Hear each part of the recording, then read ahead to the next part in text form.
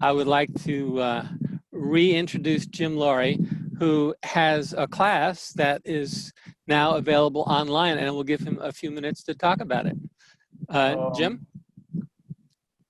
Yeah, I guess I can share this. Okay, I guess Yep. I'm all set. Everybody see, we got a beaver up there right now. Does everybody see that? Yes.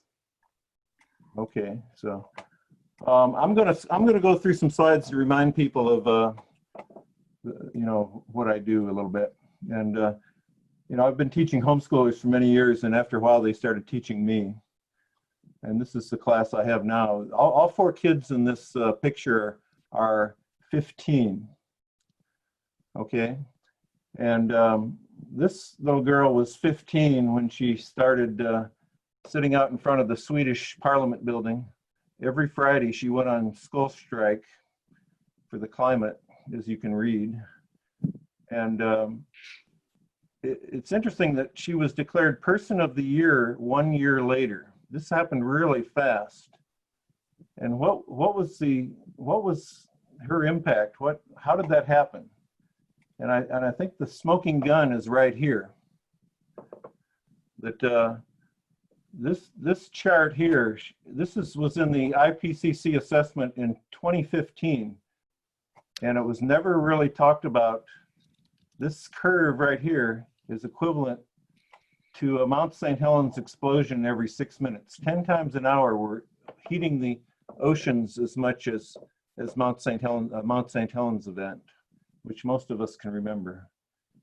And I remember Bill Mumaw being very upset in Spain because they're starting to realize that, we were doing models that talked about the atmosphere, and most of the problem is in the oceans. So when you think about that, as this increases, this is why we're talking about 1 decade to figure things out. We don't have a lot of time anymore, and the storms are getting bigger, the fires are getting bigger, and we have to move a lot faster. And I've been trying to think, how do you teach people to think in systems? And so I showed this one, and I try to go with the kids from universe scale to chemistry and atomic scale. And then this was their presentation that they gave a couple weeks ago. Biodiversity can cool planet Earth, but can humanity become part of that symbiosis? And we looked at it from the Miocene and Eocene when it was really warm. How did it get cool? How did life do that? And part of it was Azola, and part of it was grazing. The grasslands and grazing animals co-evolved. And part of it was people protecting the forests, which, as Butterfly Hill reminds us, that's not easy sometimes. She's up on top of a tree for 2 years. But the trees are actually building us a fungi network that is the intelligence in the soil. And I was glad Christopher spoke up for the mycelium and the brain tissue of the soil. And then we have the beavers, who, it really blew my mind when I realized a few years ago that they could work in Nevada without any wood, that the wood would come, but in very dry climates, they're really key to getting the animals working again. And then one of my students, Jonathan, reminded us that we're in a transition right now, and because we're facing a virus that's attacking humanity that's very densely populated, and it's but look at the skies, and sea turtles are coming back in places because people aren't on the beaches as much. And coyote, I always think coyote's a little bit smarter than people, that they're going to be around for a long time. But is San Francisco, are we gonna pay attention?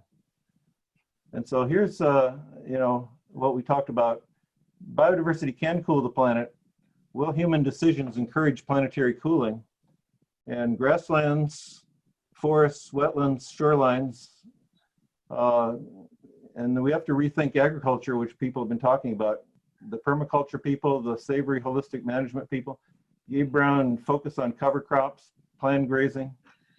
I learned a lot from John Todd, so I can teach a lot because I spent a lot of time in these systems that John Todd talks about. I've written a scenario 300 and 2061, anybody that knows me, that's when Halley's Comet comes back. And all my homeschoolers are having a party in 2061, and I want to make sure that they live that long. And I think we've got a huge commitment to try to help our kids and our grandkids have a future. And we've got to really help them and teach them and learn from them. And then there's the focus on the water cycle. Walter Yena and Michael Krawczyk have taught us a lot. So this is the plan, this is preliminary, but I thought I could teach 12 Tuesday classes on biodiversity, symbiosis, and planet restoration. They'd be 2 hours each. We're finding that 3-hour classes is just probably too much. But every Tuesday, and it could be at 1 o'clock to 3 o'clock, or some people can't do it in the daytime, so it could be 7 o'clock to 9 o'clock. And we'd start on June 2nd. There'd be 12 Tuesdays.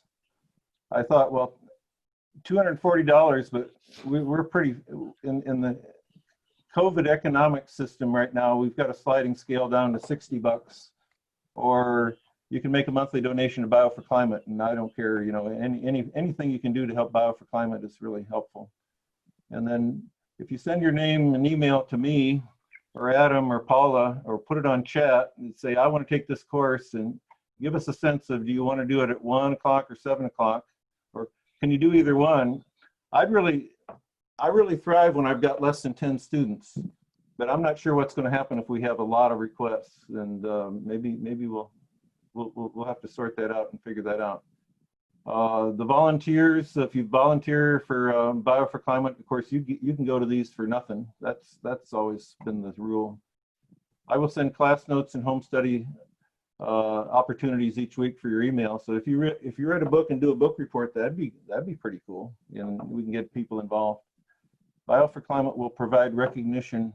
Adam doesn't know this yet, but we're going to figure out something to give recognition for people that attend these. If you came to 10 classes and participated well, we ought to give you something to remember it by. So that's my proposal, and there's my prayer.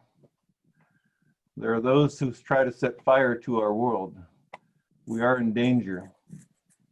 There's time only to move slowly. There's no time not to love. So move slowly, do your thing. I like the idea of national parks in the backyard. These are people that are panicking, except for Asmund's not panicking here, so that's kind of cool. But we live on this amazing place, and it's gone through many extinction episodes.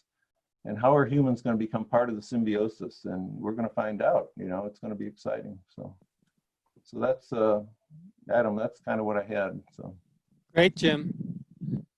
Thank you very much.